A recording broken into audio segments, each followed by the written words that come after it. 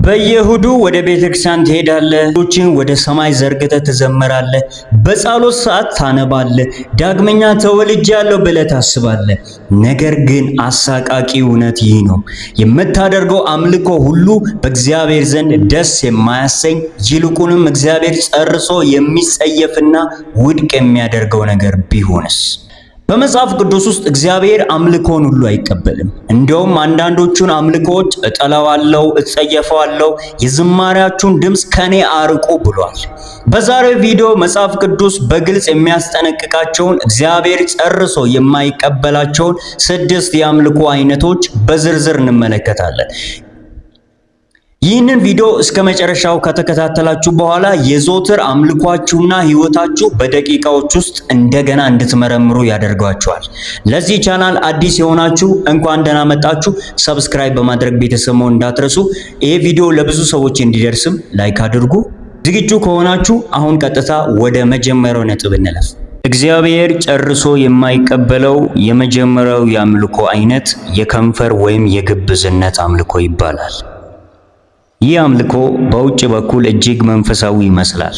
ቃላቶቹ ያማሩ ናቸው፣ ዜማው ማራኪ ነው። ዜማው ማራኪ ነው። አልፎ ተርፎም እውነተኛ አምልኮ ይመስላል። ነገር ግን ልቡ ከእግዚአብሔር የራቀ ነው። መጽሐፍ ቅዱስ በትንቢተ ኢሳይያስ ምዕራፍ 29 ቁጥር 13 ላይ እንዲህ ይላል፣ ጌታም ይህ ሕዝብ በአፉ ወደ እኔ ይቀርባልና በከንፈሮቹም ያከብረኛልና ልቡ ግን ከኔ የራቀ ነውና በሰዎች ሥርዓትና ትምህርት ብቻ ይፈራኛልና ይለናል። እስኪ አስቡት፣ አንድ ባል ለባለቤቱ በየቀኑ እወድሻለሁ ይላታል፣ አበቦችን ያመጣላታል፣ በሰው ፊት ያመሰግናታል። ነገር ግን ወደ ቤት ሲመለሱ ጨርሶ አያነጋግራትም፣ አይሰማትም። ልቡ ከሌላ ሴት ጋር ነው። ይህ ሚስት ያንን እወድሻለሁ የሚል ቃል ትቀበለዋለች? በጭራሽ አትቀበለውም። ይልቁንም ትጸየፈዋለች እንጂ። እግዚአብሔርም እንዲሁ ነው። እኛ እሁድ ጌታ ሆይ እወድሃለሁ እያለን እንዘመራለን። ሰኞ ግን በኑሯችን አንታዘዘውም። ልባችን በምኞት በትዕቢትና በዓለም ፍቅር የተሞላ ነው። እግዚአብሔር የከንፈራችንን ውበት ሳይሆን የልባችንን እውነት ነው የሚያየው። ሁለተኛው እግዚአብሔር የሚጸየፈው አምልኮ ከአመጽ ከበደልና ከኃጢአት ጋር የተደባለቀ አምልኮ ነው። ብዙዎች በሳምንቱ ቀናት የፈለኩትን ኃጢአት ብሰራም እሁድ ዕለት ማባ ስሰጥና ስጸልይ እግዚአብሔር ይቅር ይለኛል ብሎ ያስባሉ። ይህ ግን ትልቅ ማታለል ነው። እግዚአብሔር በኃጢአትና በግፍ ላይ የተመሰረተን አምልኮ አይታገስም። መጽሐፍ ቅዱስ በማቴዎስ ወንጌል ምዕራፍ 15 ቁጥር 8 እስከ 9 ባለው ክፍል ላይ እንዲህ ብሎ ይናገራል። ይህ ሕዝብ በከንፈሩ ያከብረኛል፣ ልቡ ግን ከኔ በጣም የራቀ ነው።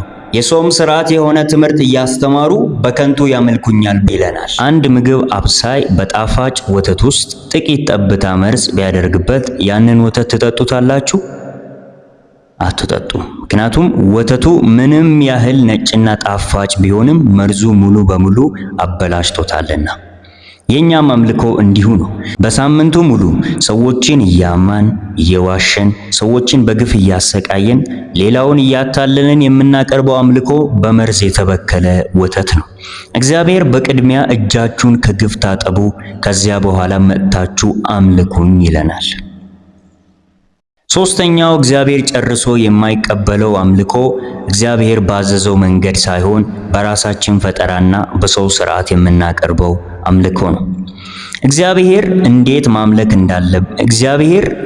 መመለክ እንዳለበት በቃሉ በግልጽ አስቀምጧል። እኛ ግን ደስ ባለን መንገድ ብናመልከው ምን ችግር አለው እንላለን። እግዚአብሔር ግን በአምልኮ ላይ የኛን ፈጠራ ሳይሆን የኛን ታዛዥነት ይፈልጋል።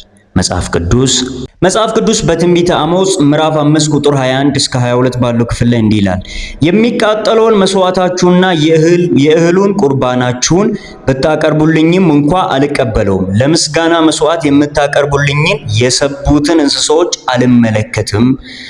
የዝማሬንም ጩኸት ከኔ ዘንድ አርቅ፣ የማሲንቆንም ዜማ አላዳምጥም ይለናል። ለአንድ መንግስት፣ ለአንድ መንግስት መስሪያ ቤት የታሸገ ሰነድ ለማስገባት ጥብቅ መመሪያ ተሰጥቶሃል እንበል። አንተ ግን እኔ በራሴ መንገድ ላድርገው ብለህ መመሪያውን በመጣስ በደማቅ ወረቀት ተጠቅልሎ የተሰራ ስጦታ ብታስገባ ጽሕፈት ቤቱ ይቀበልሃል? አይቀበልህም። ምክንያቱም ሕጉን አልጠበቅክም። በመንፈሳዊ ዓለምም እንዲሁ ነው። አምልኮ የራሳችን ስሜት ማታለያ ሳይሆን በእግዚአብሔር ቃልና በእውነት ላይ የተመሰረተ መሆን አለበት። አራተኛውና እጅግ አደገኛው የአምልኮ አይነት ከዓለም አሰራርና ከጣዖት ጋር የተቀላቀለ አምልኮ ነው። እግዚአብሔር ቀናተኛ አምላክ ነው።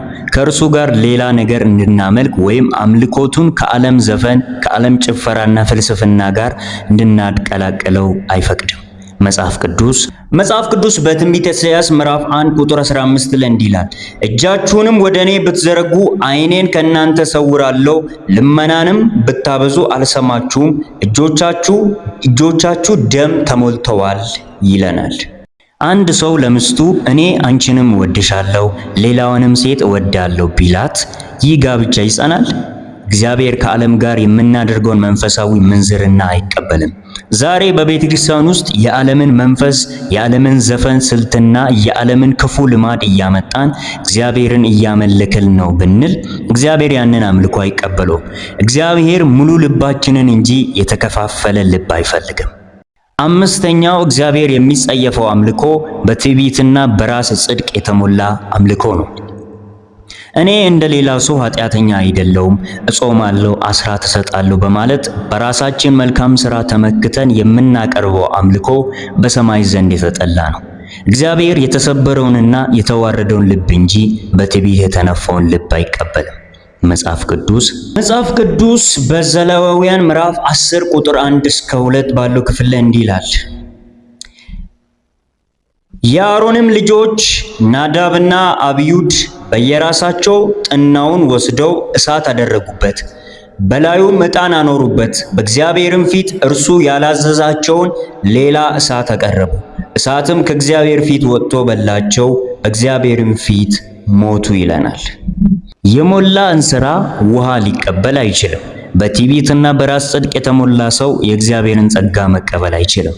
ትዕቢተኛ ሰው ወደ እግዚአብሔር የሚቀርበው እግዚአብሔር እኔን በማግኘቱ እድለኛ ነው በሚል አይነት አስተሳሰብ ነው። ትሑቱ ሰው ግን እኔ በምሕረቱ ምክንያት ብቻ በፊቱ ለመቆም በቃው ብሎ ያምናል።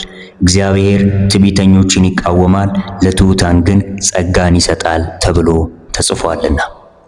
ስድስተኛውና የመጨረሻው እግዚአብሔር ጨርሶ የማይቀበለው አምልኮ የተናቀ የቸልተኝነትና የተረፈንን ብቻ የምንሰጥበት አምልኮ ነው። እግዚአብሔር የነገሥታት ንጉሥ ነው። ነገር ግን እኛ ለዓለም ስራችን የተሻለውን ሰዓታችንና ጉልበታችንን ሰጥተን ለእግዚአብሔር ግን የተረፈንን ሰዓት፣ የተረፈንን ገንዘብና የደከመውን ጉልበታችንን የምንሰጥ ከሆነ ያ አምልኮ በእግዚአብሔር ዘንድ የተናቀ ነው።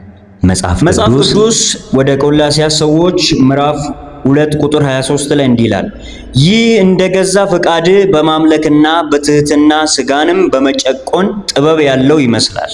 ነገር ግን ስጋ ያለ ልክ እንዳይጠግብ ለመከልከል ምንም አይጠቅምም ይለናል።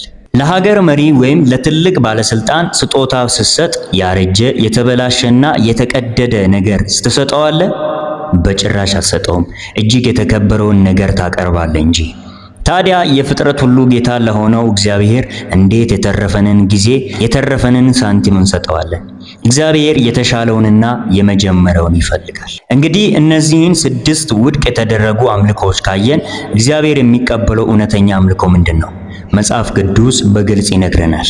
መጽሐፍ ቅዱስ በሁለተኛ ነገሥት ምዕራፍ 17 ቁጥር 33 ላይ እንደዚህ ብሎ ይናገራል፣ እግዚአብሔርንም ሲፈሩ ከመካከላቸው እንደፈለሱት እንደ አሕዛብ ልማድ አምላካቸውን ያመልኩ ነበር።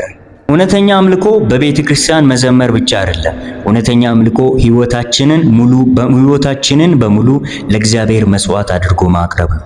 በቅድስና፣ በትህትና፣ በታዛዥነትና በፍቅር መኖር ነው። ወንድሞቼና እህቶቼ ዛሬ ራሳችንን እንመርምር። አምልኳችን በከንፈር ብቻ ነው? አምልኳችን ከኃጢአት ጋር ተደባልቋል ወይስ በትዕቢት የተሞላ ነው? ዛሬ ንስሐ እንግባ። እግዚአብሔር አምልኳችንን እንደገና እንድናድሰውና እግዚአብሔርን በእውነትና በመንፈስ እንድናመልከው ይፈልጋል። ጸጋው ያግዘን።